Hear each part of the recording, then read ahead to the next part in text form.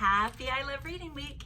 I'm Ms. Miracle, Lakeview Elementary's principal, and I am getting ready to read a book for you called Stanley's Wild Ride. I picked this book because one of my favorite books is Stanley's Party, and it's written by the same author, Linda Bailey, and illustrated by Bill Slavin. There are 4 books in the series now, so if you like this one, there are other options you can read as well.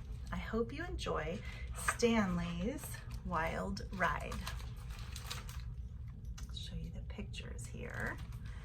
Stanley knew he wasn't supposed to leave the yard, but he'd been stuck in that yard practically his whole life, and it was always the same. Same old bush, same old clothesline, same old fence.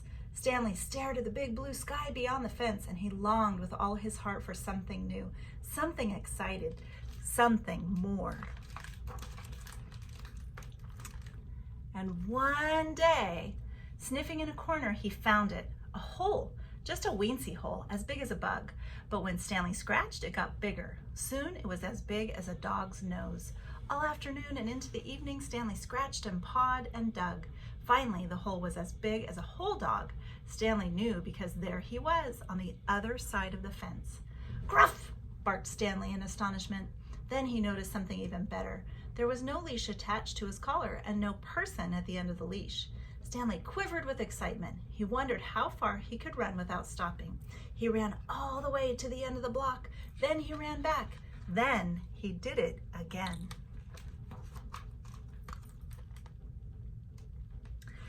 Stanley felt like a million dog biscuits. He ran 3 whole blocks without stopping to see his best friend, Alice.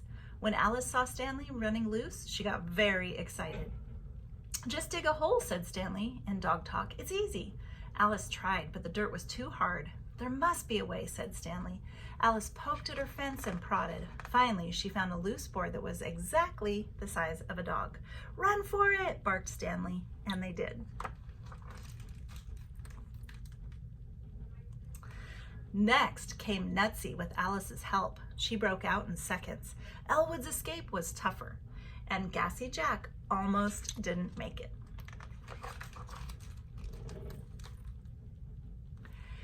But finally, there they were, 5 dogs out of their yards and not a leash in sight.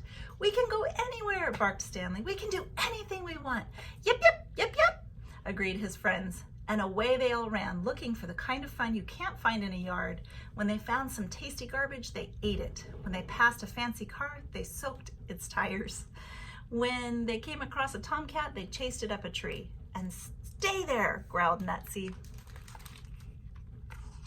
It's great illustrations. Next page. They ran all around the wild side of town, and whenever they saw a road that went up, they took it. Because that night the sky was the limit. Up the dogs went, and up, until finally they reached the top of the big hill. With their eyes bugging out, they looked around. "We can see the whole world from here," cried Alice. Stanley stared in excitement. He had no idea the world was so big.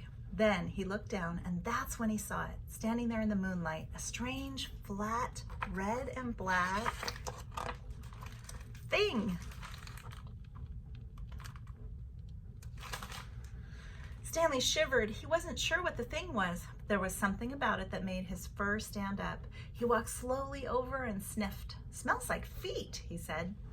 The other dogs crowded close and took deep sniffs. They loved the smell of feet. "It's supposed to have a kid on it," said Elwood. "Where's the kid?" The dogs all looked around. No kid. Here he goes. As Stanley sniffed the thing some more, he accidentally touched it with his nose. It moved. He touched it again, slowly, very slowly. It started rolling down the hill. "It's getting away," yelped Alice. Stanley raced after the thing. He jumped on it with all 4 paws to stop it, but it didn't stop. It was going faster every second, and it was taking Stanley away with it. "Hot dog!" barked Nutsy. "Look at the pup go!" Stanley had never gone so fast in all his life. His ears flew back, his fur flattened out. He held on so tight his paws went white. "Go, Stanley!" yapped his friends as they raced along behind him. Tearing round the bend, Stanley ripped through a tunnel and over a curb. Finally, he glanced back and saw his friends. And they had found things too. Ow-woo-woo! Howled Stanley, screaming into an intersection. He did a huge circling wheelie, and when he reached the top of the steepest slope in town, his friends were right on his tail. Ow-woo-woo! They howled. With a rumble like thunder, the dogs roared down the hill, faster than a squirrel, faster than a rabbit, faster than any dog ever dreamed of going. Ow-woo-woo! And all over town, dogs woke up and howled right back. And cats yowled, and babies wailed, and lights went on, and people ran out to watch the dogs go by.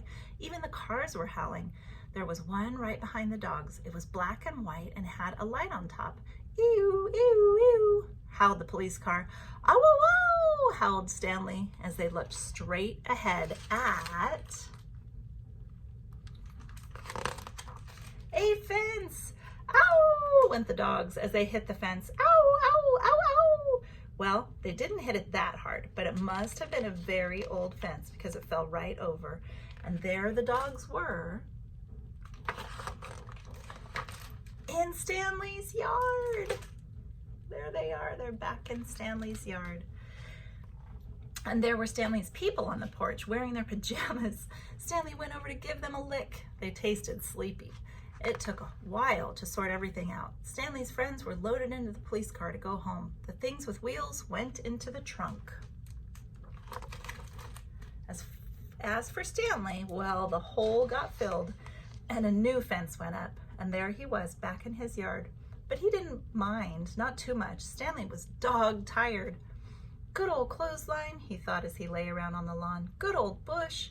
His night out had taught him a lot about the world beyond the fence. How it's big and strange, how it's full of ups and downs, how it can give you the ride of your lifetime. But the most important thing that Stanley learned was this: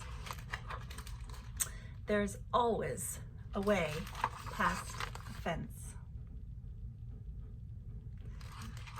And that is Stanley's Wild Ride. Here from Lakeview, I wish you a very wonderful I Love Reading week and keep on reading. Thank you.